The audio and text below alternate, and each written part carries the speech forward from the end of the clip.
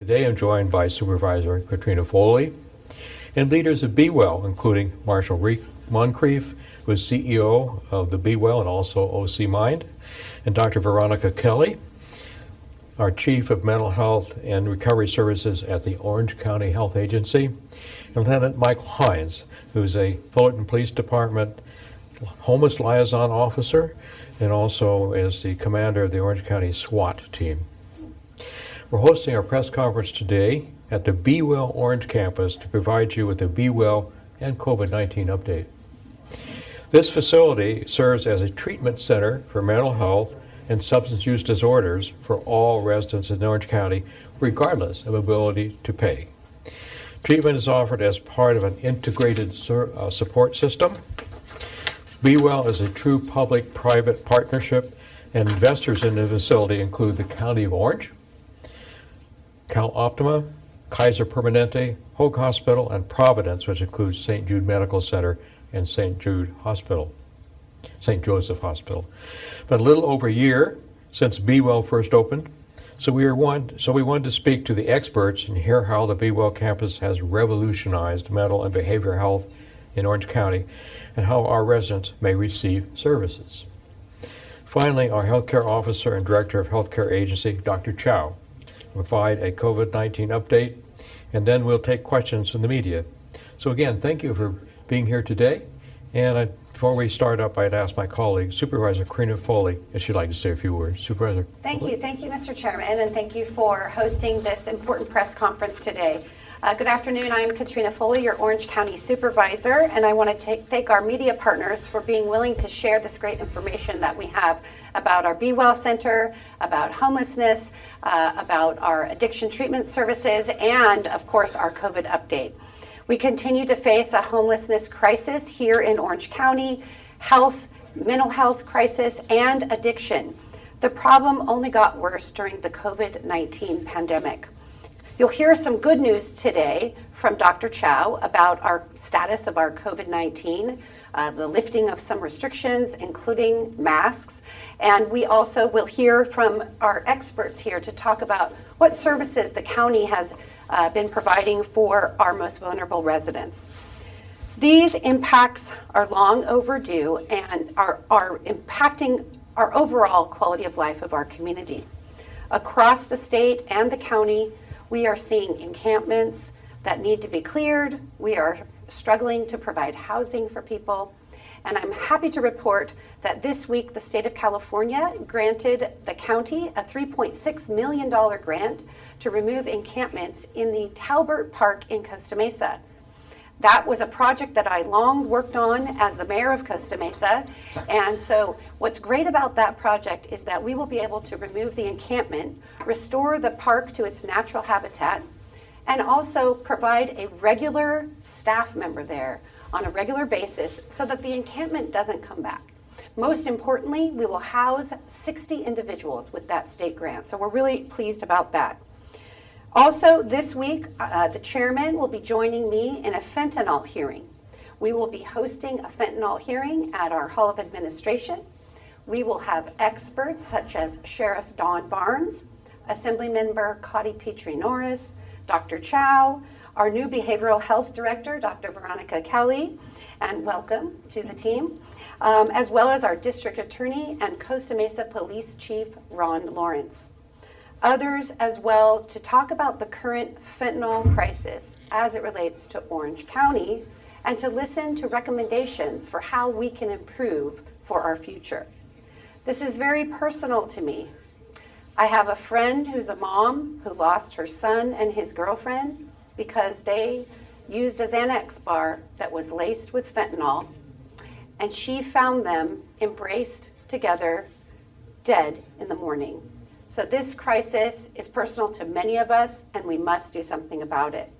Part of that solution is right here at the Be Well Center, where the Board of Supervisors has set an ambitious goal to treat mentally ill patients as well as to provide good addiction treatment services to get people out of the jails for sobering and into a treatment facility. We also know that treatment by professional medical staff, as opposed to in neighborhoods, with unscrupulous sober living home operators is preferable for Orange County. So I'm excited to be here and hear from our guest speakers here and to share with our community all of the good that we are doing here in the County of Orange for addiction treatment and mental health services. Thank you, Mr. Chairman. Well, thank you, Supervisor Foley. I'd like to start with CEO Marshall Moncrief. I'd like you to kind of bring us from where we started, and why did we do Be Well, what were the needs of the community, and how do we come into existence? Okay, well, thank you, and thanks everybody for being here. And we have our brave public health officer here, and so I'm inclined to mention first that while we're in this treatment facility, active with patients in care, we are in a special part of the facility that we created just for events like this, so we're not disrupting patients or putting anyone at risk in being unmasked and able to have a communication like this. So thanks for coming and thanks for being here. And we're all vaccinated. And we're all vaccinated and Very boosted. So thank you. And thanks for the question. You know, Orange County has long been known for world-class healthcare. And so if it's cancer care, orthopedics, heart and vascular, women's care, we have some of the best facilities and best providers anywhere on the planet, right here in Orange County. When it comes to mental health and substance use treatment, we have good services and programs, but we don't have a system. And so for people that are seeking care, finding care, connecting to care is like navigating a maze. It's very difficult and very painful. And to build on some of Supervisor Foley's comments, the crises of mental health, substance use, related challenges of suicide and homelessness, all of those were each individually considered epidemic levels before COVID. COVID came in and put gas on the fuel of those challenges. And so if there were ever a time where we need to rally together to create a system response to the mental health and substance use needs of the community, this is it. So Be Well, in response to your question, is a community-wide effort to bring us all together to create a system response to mental health, substance use, and related challenges. I think you touched on this a little bit, but how is Be Well transforming the mental health system? How was it before, and how are you different today? Yeah, I think what Be Well has succeeded in so far, and we continue to evolve together, is bringing together partners that hadn't historically worked well together. And so all of the partners at Be Well have long been doing an excellent job at programs and services, but they've been disconnected from one another. And so Be Well has created a platform, a place for all of those partners to come together and lock arms more intentionally. And so some of you may have heard, and some of you may not have heard, Be Well is created up of all of the non-for-profit hospitals, the County of Orange Healthcare Agency, CalOptima, the Medicaid plan, the faith community, all of the universities, private business. So this really is kind of the stone soup model of creating a mental health system of care. Everybody has something to contribute, a resource, a specialty, and we're coming together to make collective impact in doing this together. So that is the difference, where we've all come together before. We were kind of separated, maybe in our own little silo. Exactly. And now we've come out of those silos to do a better job. That's exactly right. Well, let's look at the horizon. I think you, since opening, almost been at capacity here. What's on the horizon for Be Well? Are there plans underway for, let's say, a second campus in Orange County? And if so, how are those services different from what you have here? Yeah, thanks for the question. Two responses come up for me, and I'll keep them short, Chair Chafee. But one is we want the community to think of Be Well as more than just a facility or a place. We want the community to think of Be Well as a collaborative, a community-wide collaborative that's bringing together a system of mental health. Within that system, we need facilities of care, and this is the first facility of care. And so right now we're treating, we have 93 beds active in this facility. Law enforcement is accessing this facility, hospitals are accessing this facility, and residents of Orange County. Largely those services, though, are centered around adults with a small service for adolescents. And so in second and third campuses that come online, we have a real expressed interest and intention and commitment to make sure services are available across the lifespan. And so that's the biggest need, is to make sure that we're available for the entire community, regardless of their payer status, regardless of their age, and regardless of their insurance. And that's a continued commitment of Be Well Orange County. Will this new facility that's looking at be larger than this one? It will be larger than this one. So the facility you're in now is 2.5 acres. It's 60,000 square feet, and it houses 7 different services. A future facility, we're looking at a property that is multiples in size, allowing a much broader scope of services. Yeah. That's terrific that Yep. you're doing there. And then there may be an additional campus beyond that, depending on the needs of the county. I Going to think reach so. everyone if we can. Yeah, I think so. It needs to be accessible for patients and families wherever they live in the community. So we need to be very strategic about where these are placed, so they're accessible. Yeah. That's great. Supervisor Foley, you may have a few questions for Dr. Kelly. Yes, so thank you, Marshall. We've come a long way. I mean, I know you and I went on a field trip to San Antonio Yes. when we were first having these conversations about this system of care. Yeah. And it's great to see that it's actually in fruition now, helping residents of Orange County. And I think what's important about what your conversation with Chairman Chafee was is that it is free for Orange County residents, and that we will have access for Orange County residents. Dr. Veronica Kelly, great to have you. She's our Chief Mental Health and Recovery Services Director for the Orange County Healthcare Agency. And I remember on our call when I got to interview you prior to you taking the position, we talked a lot about why addiction treatment services and mental health services are so important to you. And you know, my work has been to really root out unscrupulous sober living home operators, detox operators that are just mills that try to hurt individuals and push them out onto the street, as opposed to treating them and helping them to stabilize. So tell us what this program here, which is one of the things I love about the Be Well Center, is that they have a residential treatment, professional medical care for detox and for addiction treatment. So tell us about how is this going to support the overall health of Orange County? That is a great question, Supervisor, and it's good to see you as well.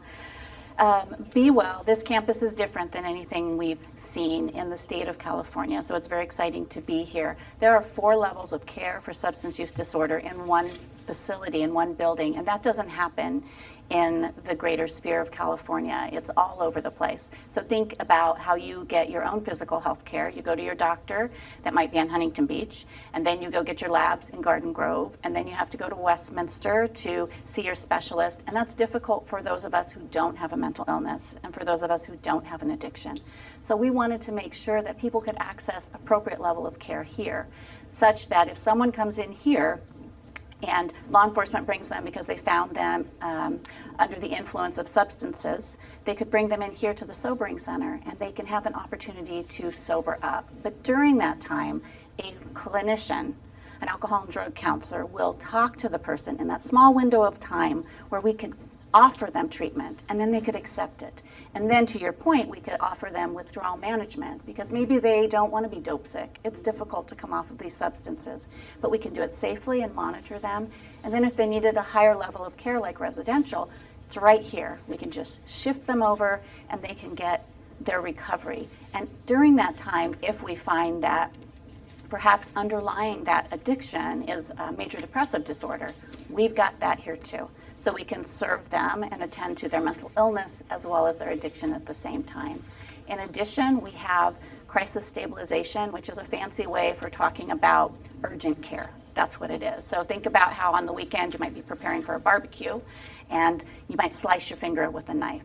Instead of going to the emergency department that will take hours, you want to go to the urgent care in your neighborhood. It's in your neighborhood, it's close, you trust it. That's what this is.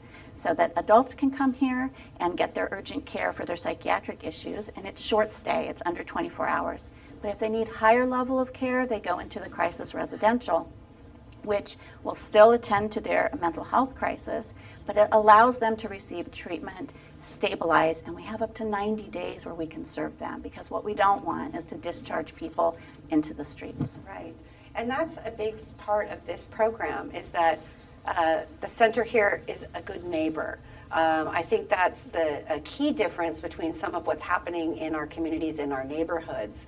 Can you talk a little bit about the model that we have here and how this could be a model, not just for Orange County, but for the state of California? Yeah, absolutely. I previously was the behavioral health director in San Bernardino County, and we've been watching this. They've been watching this, a correction. Because this really, if you talk to anyone at the state, at the governor's office, they're looking, but also our neighbors. So Arizona, Nevada, even though we've taken some of their ideas, we're perfecting it in a different way because we're bringing forward the public health system so that we are leveraging Medi-Cal dollars and the Medi-Cal expertise that we have in delivering specialty mental health. We are leveraging Mental Health Services Act dollars here, philanthropy, as well as our CalOptum, our health program here. So it is everyone coming to the table, because what we know is if you're not at the table, you're on the menu.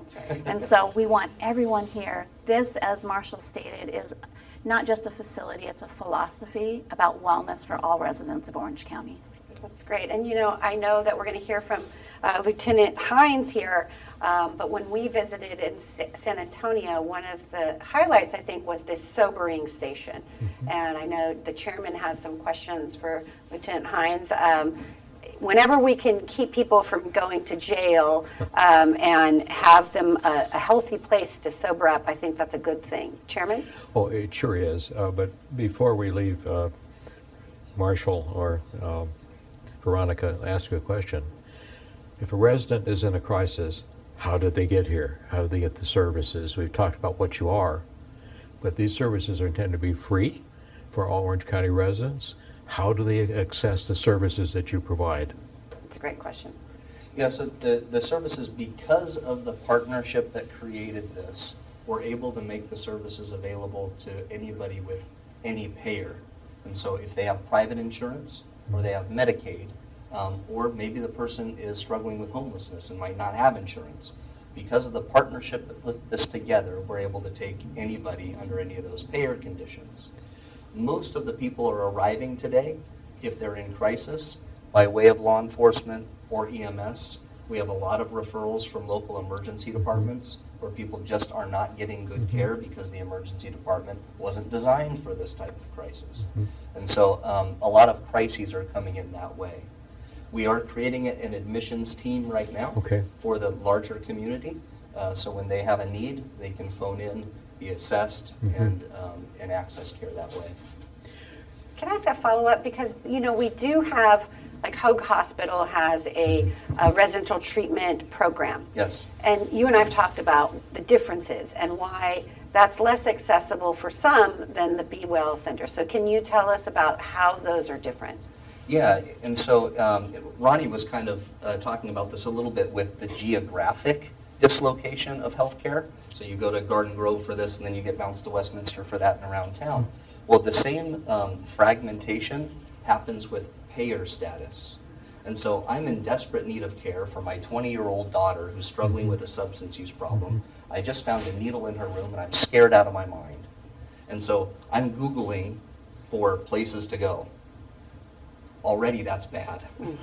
Yeah. Because what do I know as an uninformed parent, what's going to be good on a Google search or not? And then I begin my calling, and I call the first location that says, oh gosh, what's your insurance?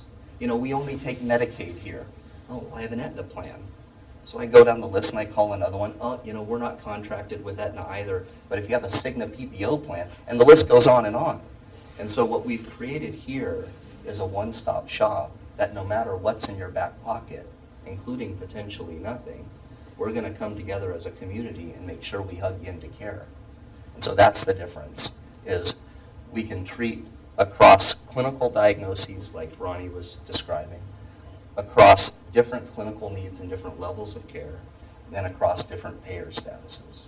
And that's the win. That's the differentiator. Thanks. Yeah. So we are developing a intake system that doesn't necessarily go through other providers where somebody's in crisis, they can call? And do they self-admit, or how do we take care of that? You know, Chair, that piece is an ongoing evolution. Okay. And so because this is the first of its kind in the state, like Dr. Kelly called out, Yeah. we've been really methodical about how we open this Okay. to an expanded circle of the community. Okay. So it's been very intentional that for the first run of this facility, we've had access for law enforcement, for hospitals, for the county healthcare system, and others. And as we continue to grow, that circle will widen out. Okay, Yeah. that's great. And so we have another campus that will be an automatic expansion of the services. Exactly. All right. Lieutenant Hines, I'd like to thank you for coming in today. I understand this is your day off. Yes, sir. Thank you for inviting me, Les. It's my pleasure. Well, you've been working with Be Well in a couple of capacities. One is we call our sobering station, as well as bringing some mental health people that need that kind of care here. Would you describe how the sobering station works and what that's all about? Absolutely. We will generate a call for service. Either it's a self-initiated call or it's a radio call for service, and we'll go out and make contact with people in the public. Usually it's an addiction issue or it's a public intoxication issue. A lot of the times when we get these calls, it's the habitual offenders, the people that have the addiction problems that we've arrested several times over the past several weeks or months or years. This program is ideal for them because instead of just going to a jail cell and having them sober up for 8 hours and give them a citation and kick them out the back door, this actually has the resources to give them, potential addiction resources in the future and to help them in the future. Our jail doesn't have that capacity. We can keep them there and then we release them. And a lot of times what happens is when we release them 8 hours later, 6 hours after they're released, you see them back on the streets inebriated again. And we get another call for service because they're causing problems or what have you. And it's a revolving door. This program here is one of the first I've ever experienced where there are resources and we don't see them 6 hours after we release them. On several occasions, we've had people that have used the services here that we never see again. We never get calls for service again. Or someone who's a habitual everyday offender, we don't see them for weeks at a time. So this program is perfect and ideal for law enforcement. How would you compare booking one of these individuals in the jail versus bringing them here? The main difference is time and resources, as I previously stated. But when it comes to time, let me give you just a layout. Officer goes out in the field because they get a call of somebody who's drunk in public, whether or not be a transient or a downtown bar patron, whoever it is. We go out there and make contact with the person. If we're going to go the jail route, we take them back to the jail. It usually takes about an hour to book and process a person before they're even placed in a cell. So they'll be in our Sally Port. They'll go through the triage program. They'll go through the booking, the photographing, the fingerprinting. Then they'll put in a sobering station, or I'm sorry, a sobering cell. Generally speaking, depending on their level of intoxication, we usually keep them for about 8 hours until they're not a danger to themselves. They could actually function on their own. The officers have to write the report. The officers have to continue the booking process. And then ultimately they're given a citation and leaving. It generally takes about an hour from beginning to end for the officer to book this person. And then with all the paperwork on the other end. Besides just the officer's work, now you have records clerks that have to transcribe the reports. Then we have to send the citations to court. This is a program where we contact somebody. It's a voluntary basis, and we ask them, do you want to go to a sobering station where you get resources? If the answer is yes, we'll take them down here voluntarily. We'll meet at the Sally Port here. We'll give them a brief synopsis of what we have, what the person has done. It generally takes about 10 to 15 minutes tops to get them out of our car into the hands of the people here, and that's it. You don't have all these reports to write. Correct, and it's easy. We will still document the incident, but it's just an easy transition. It's an easy handoff, and at least we know they're not just going to sit somewhere for 8 hours. At least we know that there's going to be an attempt made to provide resources and to not cure, but to help these people. Tell the viewing point public what a Sally Port is. Oh, I'm sorry. I'm sorry about that. Sally Port is it's basically the entrance to the location. It's a secured entrance where we drive our cars in. That's when we're met by the Be Well staff there, and we do the handoff there. We wouldn't do it in the parking lot in the open because we do have intoxicated people with us. But it's usually a secure facility where we can do a safe handoff. Sorry about that. If I could add something Please to do. Officer Hines' comments, everything that the officer just described with regards to the time it takes law enforcement to interact with the jail system, The same thing happens in the emergency departments of hospitals. Uh-huh. And so oftentimes the officers will refer to it as wall time. Oh. And at the hospitals where I oversaw mental health and addiction services for a long time, we'll keep you tied up for a couple of hours. Correct. And so in That's if Orange- there's openings. If there's openings. And so in Orange County, there were 50,000 emergency department admissions last year for mental health and substance use and related issues. Wow. The vast majority of which should not be there. And just like in the jail, they're not getting the care that they deserve. And so this is really an effort to solve both of those things.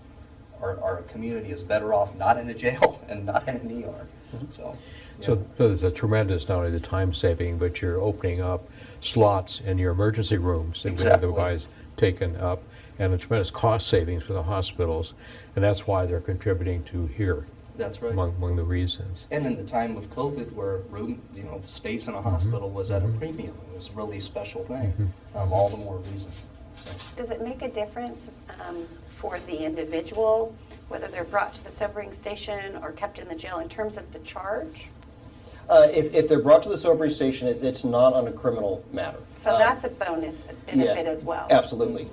When they go to jail, they're generally given a ticket on their way out, and then they have, a lot of times with our homeless community, when they have that ticket over their head, then it turns into a warrant, because a lot of times they don't make it to Right. their court date. And so a simple arrest for being intoxicated in public then turns to a series of warrants or a series of court dates, and it's not beneficial for anybody. Right, so somebody that's struggling, this is going to help to decriminalize their addiction that they have. So that's really helpful. Thank you. Well, thank you for that, and I hope you're enjoying your day off, so thank you for coming here. That's my pleasure. It's tremendous work, and the teamwork that's happening here is just incredible. yeah. So at this time, I would invite Supervisor Foley if she would like to introduce Dr. Chow. Great. Well, we all know that we've been through a couple of years here now. I can't believe I'm having to say a couple of years with this COVID crisis. And throughout the COVID crisis, I think we have all worked collectively to try to make sure that people had accurate medical health information so that they could make decisions about their lives, and whether that be vaccinations, treatment for COVID, wearing a mask, when to wear a mask, when you don't have to wear a mask. And so I want to introduce Dr. Chow to give an update on where we are here in Orange County with the status of both our vaccinations, the loosening of our restrictions, and how do we get back to living our best lives here in Orange County. Thank you, Supervisor Foley, and thank you, panel, for showcasing the wonderful work being done here at this Be Well facility to support the mental health and recovery of our OC community. We are going to be talking more about our mental health and how we have been impacted by the COVID-19 and how we have been providing support for our community on our HCA biweekly talk show, Your Health Matters OC. So please join us on our YouTube or Facebook channels next Tuesday, March 8th at 6 p.m. So let's talk about COVID and what's currently happening in Orange County as well as throughout the country. In Orange County, the status about COVID-19 cases and vaccination has improved, I would say, dramatically. Our case rate per 100K as of today is down to 11. Our daily cases count down to about 257. Our positivity rate down to 3.7%. Hospitalization for adults down to 233, with only 10 children under the age of 18 in the hospital. And our ICU admission is down to 35, and we only have 35 adults in the ICU. We no longer, as of this morning, have any children in the ICU bed. So that's very, very good news. As you probably are aware, this last surge, the Omicron surge that we're getting out from, mostly affected children more so than the previous surges that we have. Vaccination rate in Orange County, thank you, Supervisor Foley, for mentioning that. That's very important.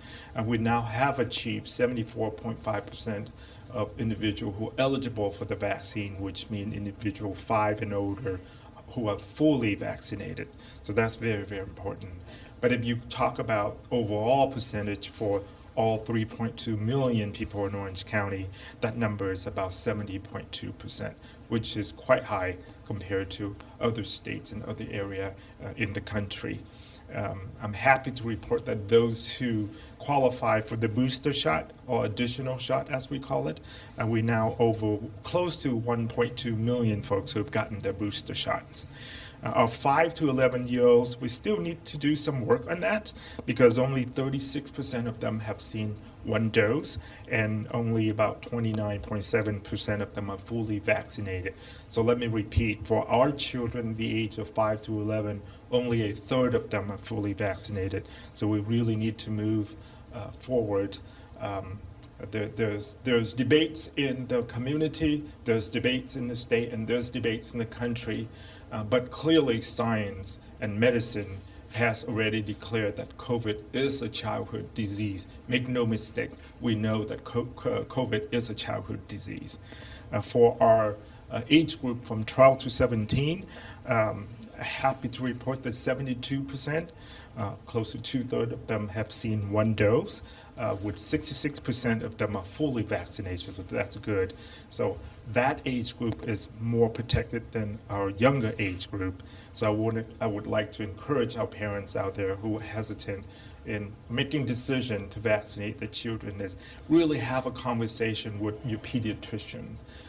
Go onto the county website, the state website, and the CDC website and learn more about the vaccine in children. Our oldest adult population is the one that you probably heard me talk about last time is I'm most proud of is close to 100% of them have seen one dose. And clearly here in Orange County, almost 93% of them are fully vaccinated. I think that's the reason why if you compare to our surrounding county, and I try not to do that, I think that our metric consistently have been lower is because we have achieved a higher vaccination rate in our most vulnerable population, and that's the senior. Sadly, though, we had a large number of deaths during this past winter Omicron surge, totaling up to about 631 deaths. We know for sure in the month of January we had 487 deaths, and in the month of February, the numbers still keep coming, but as of today, in February, we clock in as 144 deaths. My heart really go out to the family members of those folks who passed away for this 2 years of pandemic. And Supervisor Foley, you talk about 2 years, it seemed like a long time, but it was with a blink of an eye. We are now entering the 3rd year of this pandemic, and we still lose people to the COVID-19, and clearly a significant number of them are individuals who are not vaccinated, or they were vulnerable folks who are fully vaccinated but did not have a chance to get their booster. I still remind people back to the case of past General Colin Powell, who fully vaccinated but didn't have a chance to get his booster yet and got COVID and passed away. That was the sad, sad days for our country. I still remind our senior that you really need to get the booster shot. And if you are an individual who are immunocompromised, the recommendation now is you have to get the 4th dose. I can share with you personally, it took me a month to the health officer of Orange County convince my mom, who is elderly and immunocompromised, to get her 4th shot. And I'm happy to report that she got her 4th shot over the weekend. It was so relieved, right? I mean, yes, people are tired of COVID, people are tired of the vaccine and get injected, but we really need to educate our community, especially those who are vulnerable, that the vaccine still works, and the vaccine is the only way out of this pandemic, period. So let's talk about the new CDC guidance for COVID-19. And so as you know, last Friday, the CDC really introduced a new tool to help our communities decide what prevention step to take based on the latest data, right? And so the data are collected every day on a daily basis from hospitals all over the country. And so these are real data science, and the CDC released a tool to really promote making changes to guidance based on real science and based on data. If you go on the CDC website, the section that talk about know your community, COVID-19 community level, it talks about how the level are divided up to low, medium, and high. And it is determining by looking at the hospital beds being used in your local jurisdiction by county, hospital admissions, and the total number of new COVID cases in an area. Orange County, as of last Friday, we're in the medium risk category, and I would say closer to the line that delineate between medium and low. And I'm hopeful that when the CDC updates its website once a week, this Friday, that we'll probably, most likely, will see that the Orange County will be in the low level. So that is very reassuring for me that we are moving the right directions. Having this information really does allow us locally to determine which COVID-19 prevention measure to recommend for our communities at any time, at any given time, and to adjust as needed if we see another outbreak of variants. People kept asking me, so Dr. Chow, will there be another surge? The answer is yes. Knowing the way this virus has been behaving, we know that another surge will come. And people will say, well, how high, how strong is that surge? I would beg you not to look at how high or how strong is the surge, but rather not our health system, the box that we call health system. Will our box that we call health system be able to sustain us through the surge? We predicted the Omicron surge, and we talked about how even though the cases and the number of hospitalizations might not be as high as the winter surge a year ago, but the health system is smaller, right? And we've seen that. We've seen a lot of people in the emergency room. We've seen that people are waiting for a hospital bed and what have you. Thank God we're out of that surge now, but it doesn't mean that we're completely out of the woods, right? You all heard the governor and Secretary of Health, Dr. Ghaly, talk about how we need to learn to live with this virus. Originally, we predict that similar to the Spanish flu in the early 1900s, it stayed around for a few years, but from what we know, how this coronavirus behaved to now, I think for those of us who are alive now, we're going to have to deal with this virus our lifetime.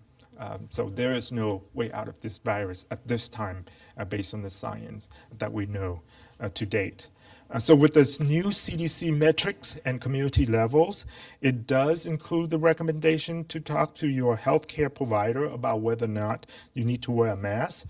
Now, this might be confusing to the public since the state of California is still making strong recommendation universally and further reviewing the CDC new guidance, trying to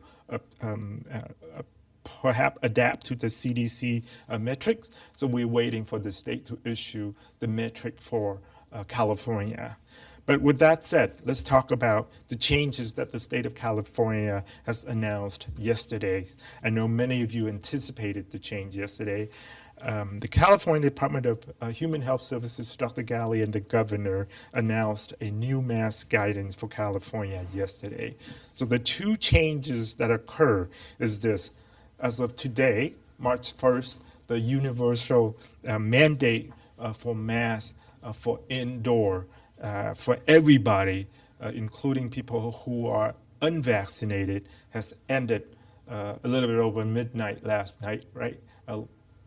Before midnight last night, so starting this morning, basically in California, and Orange County is following that guidance. That is, when you're indoor in a setting, specific general setting, you don't have to wear a mask, but it's not optional. The guidance went from a mandate to a strongly recommended, and let me speak to that later on in a few minutes. Let me finish the second announcement. So the second announcement from the state is that before midnight, March 11th, so which is next Friday, the universal indoor mask mandate for K to 12 and childcare settings will sunset.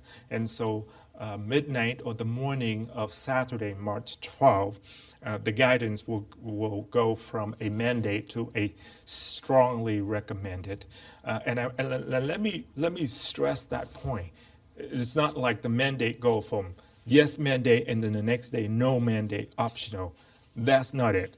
The change is from mandate to strongly recommendation.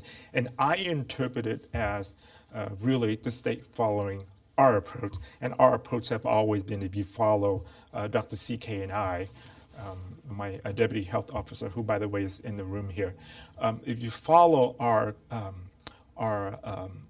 press release and press conferences and announcement, way since last year, we have been really educating and supporting and encourage our resident in Orange County to know your risk, know your own risk, know the risk of individuals who live with you or stay with you to assess whether or not you need to use a mask. I will still say whether or not you're indoor or outdoor, if you're in an area with people that you don't know, especially now if you don't know their vaccination status, put on a mask. Know your risk, put on a mask because it is a strongly recommendation, okay? Please be clear that while the mandate has changed, again, strong recommendation need to follow, and we hope that we can count on you, each one of you, to help support your loved one, our community, to keep them safe because we still live with the virus. We're not out of the woods yet. So we mask for the protections of the vulnerable population, and who are they? Again, children who are currently not eligible for the vaccine yet, children under the age of 5, people who are disabled, people who are 65 years or older, people with compromised immune system or with chronic condition. And some of you might ask me, well, what are the chronic kind of medical condition? You can go on to the CDC website and search for chronic health condition, and the CDC has just updated their list of what are those chronic health conditions, and so you can gauge for yourself, okay? Now, with those two announcements from the state, let me make it very clear that there are still settings that need to have the indoor universal mask mandate for everybody, staff and client, regardless of your vaccination status, is because these are the high-risk settings. They are healthcare. So early on, Marshall tell you that even though this is a healthcare facility, but we are not wearing masks indoor because this section of this facility has its own entrance. Clients, patients don't cross over, so they are off limits, and that's why this section of this building is considered the general public building. So it's not a healthcare segment or section of the building. So healthcare setting, inpatient, outpatient, skilled nursing facility, etc. Okay, correctional setting like jail and prison, homeless shelters, emergency shelters, cooling center, etc., and public transit. Now that's very important. If you were in the bus station, train station, or the airport, or on those in the what do they call that? They call a hub, or you actually on the transport vehicle, you still have to wear a mask because it is a federal mandate. It's not a state mandate. All right, so somebody would ask about mega events. Let me finish that. Molly to signal me to speed it up. Effective March 1st, today, masking will move to strong recommendation. Also, for any mega event defined at 1,000 people indoor or 10,000 people outdoor. Even though mask is strongly recommended, but proof of either vaccination or a negative test will remain as a requirement. Let me make that very clear. So proof that you are either vaccinated or you have a negative test will remain as a requirement in the mega event. Finally, let me echo Dr. Galley's sentiments on in his press announcement yesterday. We're living in challenging time, as Supervisor Foley mentioned earlier, 2 years. Gosh, We're going on year 3 now, right? So it is a confusion time, but it's an exciting time. It is a time for us to really re-energize, to help each other, to care for each other, to get our economy into the recovery and get people work, get people services, mental health services, physical health services at the right time, at the right place, which Orange County is at the forefront of doing that compared to other area in the state, if not in the country. So please, be kind to each other, be accepting of each other, be respectful towards each other, and be safe. So with that, thank you. I will turn it back to Chairman Chafee for Q&A. Dr. Chuck, can I ask a question Yes, ma'am. about schools? So will the healthcare agency be monitoring in case there's like an outbreak in a particular school setting so that maybe they'll need to go back to wearing masks for a period of time? We all know how hard it is for the young people to wear the mask and how it's been a real struggle, and we want to make sure that we allow them to be able to be maskless where it's safe. But will you be monitoring? Yes, ma'am. That's a great question. I think I alluded to the state will be coming up with a metric for our local healthcare agency and our local jurisdiction to follow as when to off-ramp the mask and when to on-ramp the mask, right? Based on those metrics. So we're waiting for the state to release California metrics. But secondly, the healthcare agency will continue to work very closely with the school district, public, and as well as private school, charter school, and our Orange County Department of Education to help school to handle should they have an outbreak or cluster cases. So yes, you're still going to have to pay for my staff to do that kind of work. So thank you for your support, both Supervisor Foley and Chairman Chafee, in really pushing us to work closely with our educational partners. So Thank you. thank you. Chairman. Yes. Thank you, Dr. Chow. At this time, we'll take questions from the media. Operator, can you please open up the line? Certainly, thank you. And ask a question, please press 1 and then 0 on your telephone keypad. First, we'll go to the line of Nick Berto with the Voice of OC. Please go ahead. Can you hear me okay? Yes, we can. Thank you. Oh, perfect. I had a with that. Continue to spoke too soar soon. here. You're starting to break up. Sorry. Okay, there might be some echo in. Yes, go ahead and speak, Nick, please. Thank you. Yeah, so on homeless deaths, announced a few weeks ago I'm wondering if there's no general. Nick, you're cutting up. Operator, is the line okay then for reporters? Currently, we're getting that echo back that we had before. Okay. Nick, can you try again, please? Sure, can you hear me okay now? We can. Okay, and just a heads up, I'm hearing my. We're having a little bit of an Oh, echo, but we're going to try to have to work through it. So if you do have the speaker on anywhere else, can you turn down that speaker too, if you're listening to the feed elsewhere? Yeah, it's just holding my phone up to my ear right now. Okay. Let's try again. Okay, so on homeless deaths, again, we've seen them continue to soar year to year. There was an initiative announced a few weeks ago to examine what's driving that. Wondering why there's no answers yet on what you're seeing. It only took us a few minutes years ago to see what the biggest increases have been in the types of deaths, whether that's overdoses, homicides, et cetera. Are you able to talk about what you're seeing so far? And if no, why not? And then secondly, on Be Well, there's been tens of millions of public dollars invested, another $40 million in COVID dollars for the second campus. We're interested in some numbers on the results and then the outcomes so far. How many people have been treated thus far? What for? What have the outcomes been by the numbers? Is that going to be published publicly anywhere? And also for patients who don't have shelter and housing, where do they go after Be Well? How many homeless people have gotten housing and shelter after Be Well, and how many haven't? And what efforts are being made on that front? That's a lot to unpack. So the first question is in relation to homeless deaths. Does anybody wish to answer the question related to homeless deaths, or if we have anybody here that can? We just finalized the the data with the coroner's office. Why don't you come up to the Yeah, podium? let's have you go to the Yeah. podium, Dr. Chow. Dr. Chow. Hi, Nick. Thank you for that question. As I mentioned last time we had it, we are finalizing the data with the coroner's office, and then we'll be releasing that. So be on the lookout for that, okay? Okay. And the next question is regarding funding related to Be Well. Yeah, I can probably answer that question if you'd like. Sure, please. I appreciate the question very much.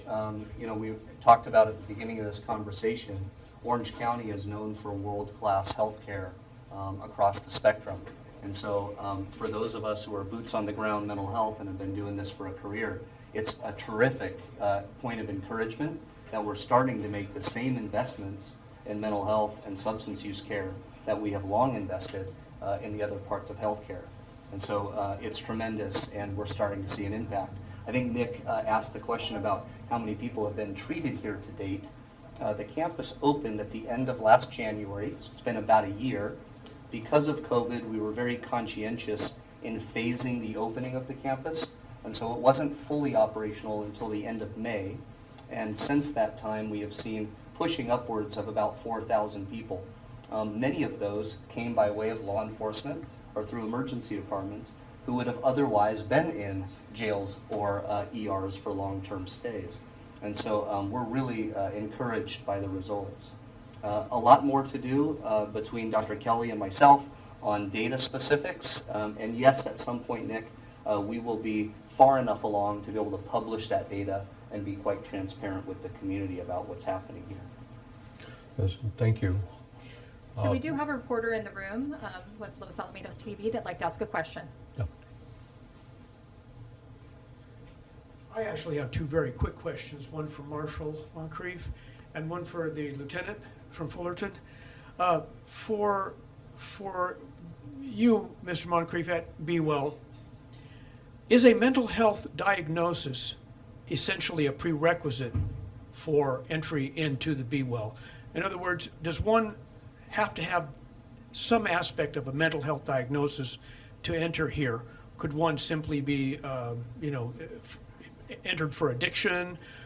And would you consider addiction mental health diagnosis? And then I have a question for the lieutenant. Okay, a great question. And so to answer the second one first, yes, we absolutely consider substance use disorders a mental health challenge and a mental health disorder for sure. And to answer your first question, no, nobody needs a diagnosis specifically or a referral necessarily from a psychiatrist to enter treatment here. For example, the officer and officers all over Orange County are bringing people in based on what they're seeing and experiencing without diving in deep, trying to diagnose a person onto whether or not they ought to bring them in the front door. And that leads me to my second question for Lieutenant Hines. You are head of the Homeless Liaison Task Force in Fullerton, Yes, sir. and you're also the lead officer in your SWAT team. Yes, sir. Are you able to remand individuals from the street or any particular public location to the Be Well Foundation with or without medical assistance? And can you also 5150 an individual without the assistance of medical staff specifically to assist you? Let me clarify the question. Can we take somebody here? Can we detain somebody and take somebody here without a medical supervision, I guess is the Yes. question? Absolutely. If they fit the criteria, and this is in the public, if they're a danger to themselves, other, or they're gravely disabled, we have the ability to take them into our protective custody and transport them. We will then hand them over to the medical clinicians here. And that includes an action that we commonly refer to as 5150? Absolutely. That's exactly what I'm referring to. Thank you. Yes, sir. If we can go back to the phone lines for our next question. Thank you. And we have one more. We'll go to Norberto Santana with Voice of Post. Yeah, hi, can you guys hear me okay? We can hear you, Norberto. You might have a little bit of feedback, but go ahead and Great. just ask your question. Got it. Thank you again for taking questions. I would put just a few out. On the hospitalization and ICU numbers for COVID, do you have any specifics on who is being hospitalized? Do they have other conditions? Are they coming from nursing homes? Do we know anything about people? This is kind of details we've been asking for 2 years going. Do you keep any sort of specifics on that? And also, you mentioned that our metrics are better than other counties. Do you think that you'll, at some point, do your dashboard in a way that is a little bit more public-friendly and easier to digest the numbers, and also put them in context? Because I think that's a statement that could be questioned about death rate, vaccinations. It would be great to see how we are doing, compared to other counties, and be able to gauge what's working, what's not working, what could we adjust on. So just for you, Dr. Chow, any sense of, as we move into this new chapter of COVID, from a reporting standpoint, do you see yourself making adjustments how you're sharing that? Thank you, Norberto. And Norberto, we'll go ahead and answer that question, and then we'll come back to the next question in the queue. Thank you. Thank you, Norberto, for that question. And actually, that question is very timely. Currently, there's a conversation statewide on not only the state dashboard, but also the local health jurisdiction dashboard as well. The state has not settled on how frequently and what are the measures that the state will put on the state dashboard. And then the state also has not settled on whether or not recommending the local jurisdiction to pretty much sunset the local jurisdiction dashboard. As you know, we talk about this. The dashboard take a lot of human resources to scrub the data, because the data that we get is from the state, and it's not clean, right? And usually it's cumulative data that my staff have to scrub. As time go on, more people are in that the dashboard from the state for us to pull the data from. The longer time for us to scrub the data. So I've already begun the conversation with my own staff, my epidemiologist team, as well as the data team, on what data moving forward will we be showing on our own dashboard. Should the state make changes in the state dashboard and make recommendations to the local health jurisdiction dashboard? So actually, you just give me an idea.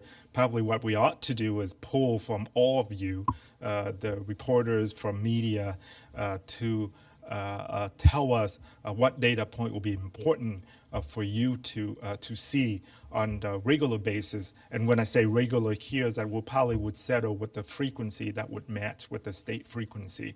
So thank you for giving me that idea. So be on the lookout for a survey that we will probably push out through Molly, our PIO. And as related to the data for the hospitalization, what we know is currently very consistent throughout this search is that about 86% of the individual, or plus 86% of the individual in the hospital who are hospitalized are individual who are unvaccinated. So it continues to be so. And then those who are vaccinated, a majority of them, if not almost all, or individuals who have chronic health condition or individuals who are immunocompromised that have not had a chance to get their booster yet. And that's why you've heard me keep stressing the fact that if you're eligible for the booster and if you are individual with high risk, please get vaccinated. So thank you. I have a quick follow-up. I think the question is a good one as it relates to why don't we have that data on our dashboard? The data about the number of people who are not vaccinated who are hospitalized. We do have that. Who are hospitalized? We do have a graph on who's in the hospital, and the line will tell you who are vaccinated versus who are not vaccinated. We do have that. Okay, great. Thank you, ma'am. I think we have time for one more question. Yeah, just one more. Operator, any questions? It looks like we have a follow-up from Roberto Santana. Go ahead. Thanks, Norberto, for going back in queue. Yeah, I appreciate you guys allowing follow-up. For the Be Well people, more specific on 4,000 people service, how were picked up on at our home? How many of them are covered? I'm unclear how much of this is geared for the street population. How much of this is more private insurance? And for the county, question for you, the virus, issues involving how said will be living. Have you looked at anything in the department to consider things like outdoor dining, office buildings, circulation system, state being indicate yourself leading front, working with 3 and up to format to make them as possible. So to summarize, because we have a little bit of an echo in here too, the first question is in regard to the Be Well population. Is it more of a street kind of population that comes in here? What is the kind of mix as far as that population is concerned? And then we'll go to the next question after that. Yeah, thanks very much for that question. We talked earlier about Be Well being more than a facility. I will answer your question respective of this facility, but it applies to everything that we're doing as a community under Be Well. And so the services here are for the entire community. That includes people who are struggling with homelessness and may be unsheltered.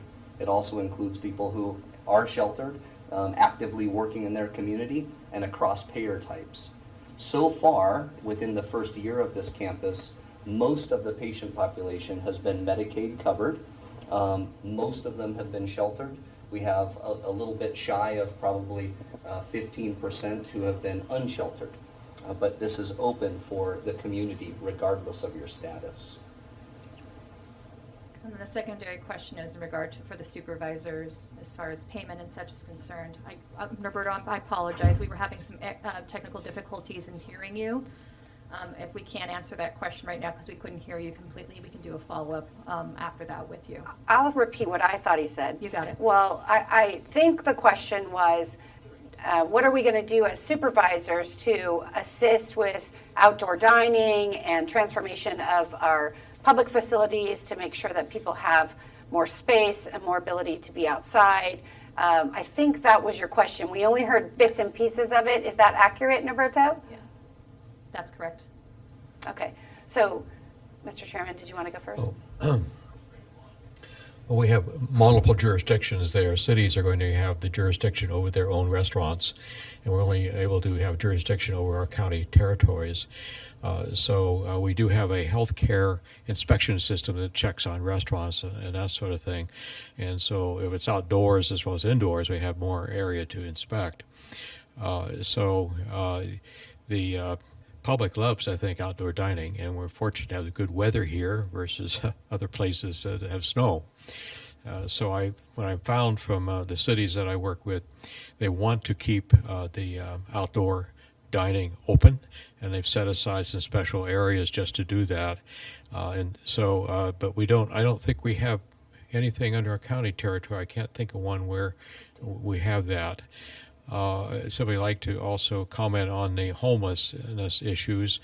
Our mental health facilities are, as Marshall Moncrief pointed out, open for everyone.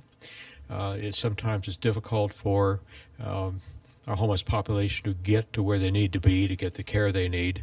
And so I know we're going to be initiating a street care medical situation coming out of Cal Optima in the near future, where we will go to the individuals on the street to see what care they need.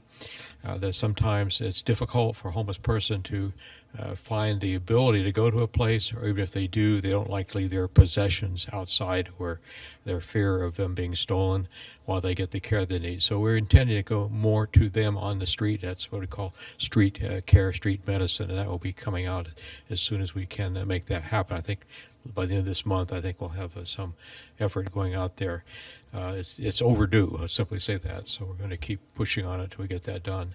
And the care there includes mental health as well, and drug usage type things, not just the physical well-being. We are concerned about the number of deaths that occur, the mortality rate among our homeless population on the street, and we hope to have an answer to at least mitigate that some. So I don't know if I covered the question, maybe I went overboard, but that's kind of it. And so if you have other questions, if you'd please put us... I'm going to Go respond ahead. to his question, too. Yeah, go ahead. I began the pandemic as the mayor of Costa Mesa, and then I don't think we're ending the pandemic, but at this phase in the pandemic as a supervisor, and I will tell you that the mayors of the county of Orange have been very supportive, and the city councils in enabling restaurateurs to be able to go outside, loosening up the zoning so that they can go outside, reducing parking requirements. But how does the county have any role in that? The county's role in that is going to be related to how do we create more active transportation? How do we create more walkable communities from the county perspective? And that's how we'll be able to help when everyone gets back to normal and more people are going out to restaurants and we start to have a parking problem, right? So I, for one, very much support us doing the outdoor dining. I think it's really been perfect for allowing businesses to stay open. As our county facilities are built, we're going to be building them with COVID in mind. The new facilities will have better ventilation systems. The new facilities will anticipate that we might have a surge. So I know that that's going to be top of mind for all the planners and the healthcare agency as we start to build these new facilities. We're going to be building facilities. We're in the middle of building a facility right now at the Hall of Administration. We've got master plans in the works. And we do have county leases that we operate for our beaches and the dunes and different parks. And so we will have to keep in mind how do we create a culture and an experience where we can continue to operate if we have a surge in COVID, because we don't want to have shutdowns like we've had in the past.